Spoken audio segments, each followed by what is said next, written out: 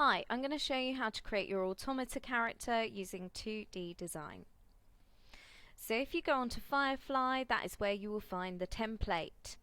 So you go to Technology, Year 9, Automata, and scroll all the way down until you find 2D design template for character. So you just click on that and it will download. Then you can open it up and there you have it. So it says first save this as your name in your class folder in student areas. So File, Save As. We then find Student Areas, Design Technology, Year 9.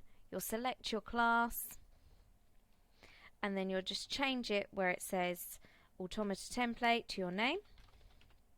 And I'm just going to put auto next to it because it may be very well that you will have other things saved in that folder as your name. So you just press save and then you're ready to go.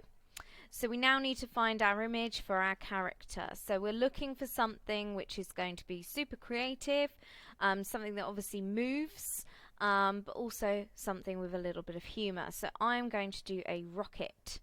So as you'll know, the images here just will not work because they're far too complex. So selecting like cartoon or clip art will enable me to have something that will work a little bit better. So this is perfect. This is exactly what I would like for my design, but it's got a checkerboard background. So I need to try and find one that just has a plain background that I can use. And you can often find very similar images by scrolling down, like so. So this one's great, love that, love the pink flames as well. So when you've found the one that you want, just press copy and then paste it into 2D design. So these can come up really, really big, but the important thing to do is to scale it so that it fits within the boxes that are on the page. Alright, so that's the first step there. Then you'll see there's 3 boxes in total on the page, and what we need to do is we need to copy it. So just using these copy boxes at the bottom and pop it in there, and then we need to copy and flip. So copy in the box, flip. That means when you get your little plywood or MDF shape that will be laser cut for you, that when you print this off just to the normal printer, it will come up exactly the same size, so you can just glue it on front and back of your little shape. So let's get that outline shape ready to go, ready to be laser cut. So we're going to select it first of all, and then we're going to go to bitmaps and vectorize.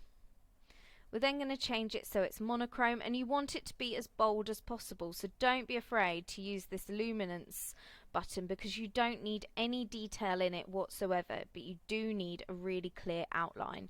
So something like that is absolutely fine.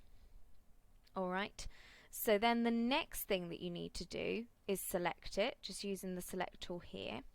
Then we're going to contour. So it's this button here, but you must hold it down and go to the second one along, contour selected objects. Now what contouring does is it draws a really neat line around the image that you've selected, and you've already vectorized it, so it's nice and simple. So there shouldn't be loads and loads for it to do.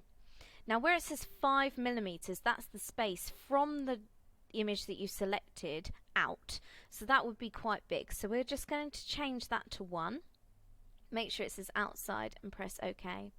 So you can see what has happened there is we've got that outline. Now while the original rocket is still selected, I'm going to delete that, and I'm also going to just delete this box for ease.